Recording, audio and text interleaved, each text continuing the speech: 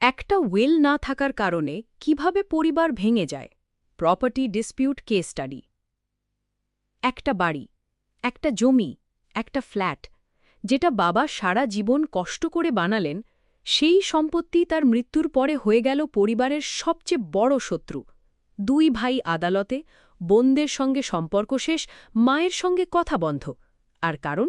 শুধু একটা ছোট্ট ভুল, সময় থাকতে সঠিক কাগজপত্র তৈরি না করা। আজকের এই ভিডিওতে আমরা দেখব কেন ভারতে হাজার হাজার পরিবার প্রপার্টি ডিসপিউটে জড়িয়ে পড়ছে, নমিনি আর লিগ্যাল এয়ারের মধ্যে আসল পার্থক্য কি, উইল থাকলেও কেন ঝামেলা হয়, এবং কিভাবে কয়েকটা সিম্পল স্টেপ আপনার পরিবারকে ভবিষ্যতের ভয়ঙ্কর আইনি লড়াই থেকে বাঁচাতে পারে।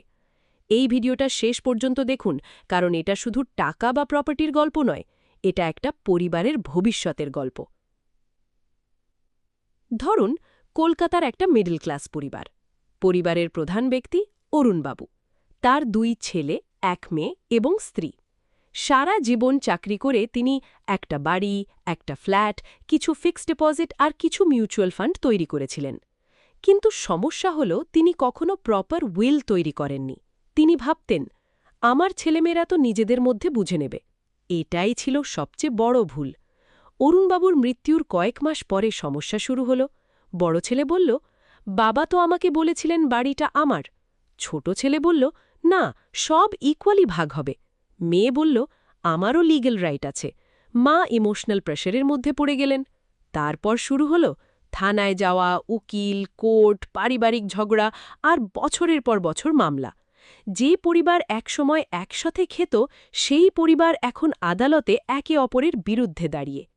ভারতে এই ধরনের ঘটনা এখন ভয়ঙ্করভাবে বাড়ছে। Why property dispute? অনেকে ভাবেন প্রপার্টি ডিসপিউট মানে লোভ, কিন্তু এক্সপার্টস বলছেন বেশিরভাগ ডিসপিউট হয় ক্ল্যারিটি না থাকার কারণে। সবচেয়ে কমন কারণগুলো হল: ১. প্রপার উইল না থাকা। অনেকে মুখে বলে যান, এই বাড়িটা বড় ছেলেকে দেব, কিন্তু আইন মুখের কথা মানে না, আইন কাগজ দেখে, আর সেই কারণেই ভার্বাল প্রমিস পরে কোনো ভ্যালু পায় না। ২. নমিনি নিয়ে ভুল ধারণা। এটা ভারতের সবচেয়ে বড় কনফিউশন। অনেকে ভাবেন, আমি যদি ছেলেকে নমিনি করি তাহলে সব প্রপার্টি ওর হয়ে যাবে। কিন্তু বাস্তবে নমিনি মানে ফাইনাল ওনার না। নমিনি অনেক ক্ষেত্রে শুধু টেম্পোরারি কেয়ারটেকার। ফাইনাল ওনারশিপ নির্ভর করে উইল, সাকসেশন ল এবং লিগ্যাল এয়ারের ওপর। ৩. পুরনো বা অসম্পূর্ণ ডকুমেন্ট।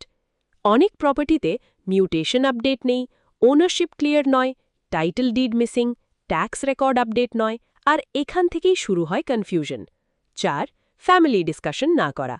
ভারতীয় পরিবারে প্রপার্টি নিয়ে কথা বলা অনেকেই অ্যাভয়েড করেন, কারণ তারা ভাবেন এইগুলো নিয়ে কথা বললে ফ্যামিলি হার্ট হবে। কিন্তু পরে সেই না বলা কথাই বড় কনফ্লিক্ট তৈরি করে। Real legal facts in India. ভারতে ইনহেরিটেন্স ল খুব সিম্পল না, কারণ হিন্দু ল, মুসলিম ল, খ্রিস্টান সাকসেশন ল সব আলাদা হতে পারে। আর একটা গুরুত্বপূর্ণ বিষয় হল, জয়েন্ট ওনারশিপ আর কো ওনারশিপ এক জিনিস না। উদাহরণ, যদি দুই ভাইয়ের নামে প্রপার্টি থাকে, তাহলে একজন মারা গেলে অটোম্যাটিক্যালি পুরো প্রপার্টি অন্যজনের হয়ে যাবে, এটা সব সময় সত্যি নয়। অনেক ক্ষেত্রে মৃত ব্যক্তির অংশ লিগ্যাল এয়ারদের মধ্যে ভাগ হয়। এটাই পরে বড় লিগ্যাল ব্যাটল তৈরি করে। How to prevent family dispute. এখন সবচেয়ে ইম্পর্ট্যান্ট পার্ট। কি করলে এই সমস্যা অ্যাভয়েড করা যায়? স্টেপ 1. ক্লিয়ার রিটেন উইল তৈরি করুন। সবচেয়ে পাওয়ারফুল প্রোটেকশন হল একটি properly drafted will. Willey clearly লিখতে হবে কে কি পাবে, কোন প্রপার্টি কার, এক্সিকিউটর কে, কিভাবে অ্যাসেট ডিস্ট্রিবিউট হবে। স্টেপ 2. প্রপার সিগনেচার আর উইটনেস। অনেক উইল কোর্ট রিজেক্ট হয় কারণ সিগনেচার নেই, উইটনেস ঠিক নেই, ডকুমেন্ট ইনকমপ্লিট। একটা ভুল উইল অনেক সময় নো উইলের থেকেও ডেঞ্জারাস। স্টেপ 3. ডকুমেন্টস আপডেট রাখুন। সব প্রপার্টি ডকুমেন্ট ক্লিন রাখুন, যেমন title did, mutation, tax receipt, ownership transfer, loan record. Experts বলছেন ডকুমেন্টেশনের গ্যাপ থেকেই সবচেয়ে বেশি ডিসপিউট শুরু হয়। স্টেপ 4. ফ্যামিলি ডিসকাশন করুন। এটা ইমোশনাল হলেও খুব ইম্পর্ট্যান্ট।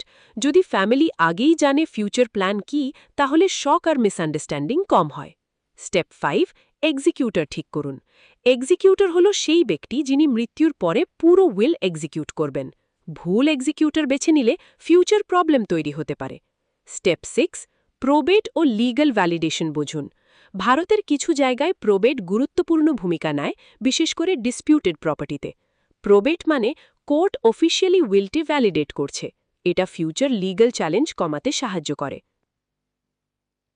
ভাবুন তো, আপনি সারা জীবন কষ্ট করে যা তৈরি করলেন, সেটাই যদি আপনার মৃত্যুর পরে সন্তানদের মধ্যে যুদ্ধের কারণ হয়, তাহলে কি সেটা সত্যিই একটা লেগেসি? অনেক মানুষ এস্টেট প্ল্যানিং পোস্টপোন করেন কারণ সময় আছে, পরে করব, এখন এসব ভাবতে চাই না। কিন্তু রিয়ালিটি হল, প্রবলেম শুরু হয় তখনই যখন অরিজিনাল ওনার আর বেঁচে থাকেন না, আর তখন ইন্টারপ্রিটেশন শুরু হয়।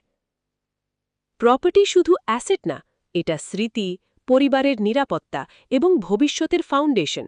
তাই যদি আপনি চান আপনার পরিবার ফিউচারে একসাথে থাকুক, তাহলে আজ থেকেই ডকুমেন্টস ক্লিয়ার করুন, নমিনি আপডেট করুন, প্রপার উইল তৈরি করুন, আর ফ্যামিলির সঙ্গে ওপেনলি আলোচনা করুন।